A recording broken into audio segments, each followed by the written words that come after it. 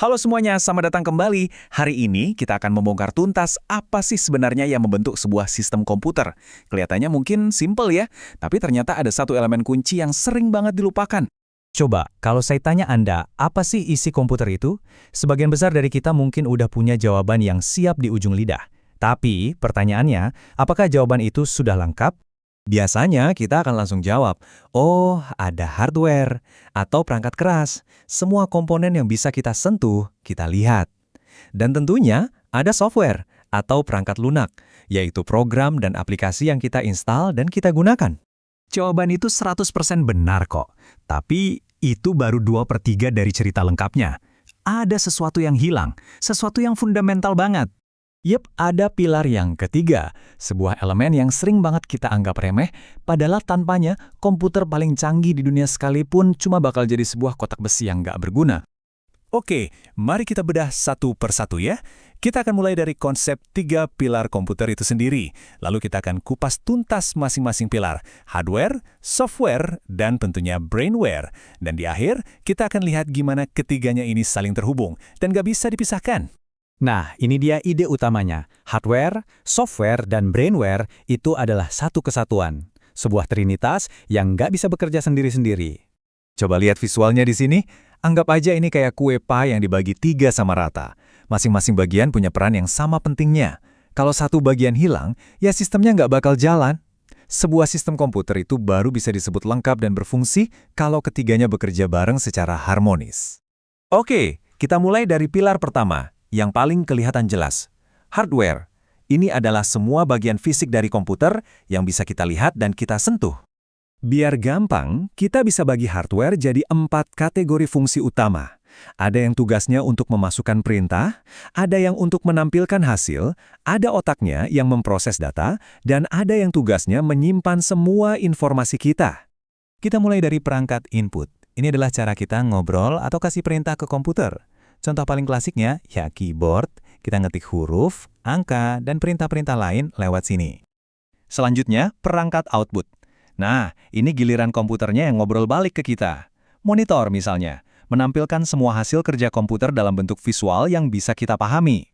Dan inilah jantungnya, perangkat pemroses. CPU ini bisa dibilang otaknya komputer. Semua perintah yang kita berikan, semua perhitungan rumit, dialah yang mengeksekusinya. Terakhir dari hardware ada perangkat penyimpanan, contohnya SSD. Disinilah rumah dari semua data digital kita, mulai dari sistem operasi, aplikasi kerja, sampai foto-foto liburan. Semuanya aman tersimpan di sini. Oke, mesinnya udah siap. Sekarang, mari kita bahas rohnya, perangkat lunak alias software. Ini adalah instruksi-instruksi digital yang ngasih tahu si hardware harus berbuat apa. Jenis software yang paling dasar itu namanya sistem operasi. Di sini kita bisa lihat perbandingan singkat 3 pemain besar. Ada Windows yang lisensinya berbayar dan paling umum dipakai. Ada Linux yang seru karena gratis dan open source, jadi kita bebas memodifikasinya. Terus ada macOS yang eksklusif cuma ada di perangkat-perangkat Apple. Di atas sistem operasi, baru ada yang namanya perangkat lunak aplikasi. Nah, ini adalah semua program yang kita pakai buat ngerjain tugas spesifik. Mulai dari browser buat internetan, aplikasi buat kerja, sampai game buat hiburan. Sekarang, kita sampai ke bahan rahasia yang saya janjikan di awal. Pilar ketiga yang justru jadi kunci dari semuanya, brainware. Dengan kata lain, elemen manusia. Jadi, poin utamanya di sini adalah brainware itu Anda, kita, manusia. Kitalah yang punya tujuan, yang ngasih perintah, yang mengarahkan hardware dan software. Tanpa kita, mereka cuma tumpukan logam dan kode yang diam membisu.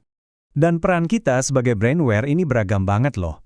Ada pengguna akhir, ya kita semua ini yang pakai komputer sehari-hari. Tapi ada juga peran-peran yang lebih spesialis, seperti programmer yang bikin aplikasinya, administrator yang menjaga sistemnya, sampai desainer grafis yang menciptakan visualnya.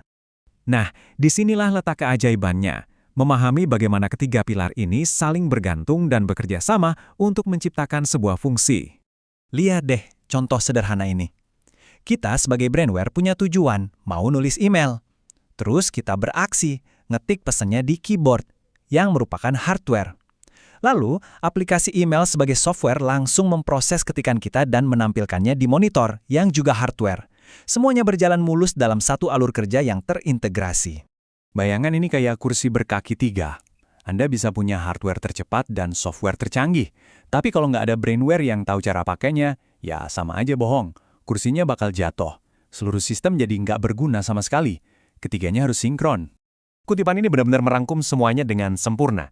Pada akhirnya, yang paling berharga itu bukan lagi mesinnya atau kodenya, tapi pengetahuan, skill, dan kreativitas kita sebagai manusia lah yang menjadi aset terpenting. Jadi, sebagai penutup, saya ingin meninggalkan Anda dengan satu pertanyaan untuk direnungkan. Dengan semakin canggihnya teknologi seperti AI, peran kita sebagai manusia dalam sistem ini pasti akan terus berevolusi. Pertanyaannya adalah, bagaimana peran Anda akan berubah? Terima kasih banyak sudah menyimak.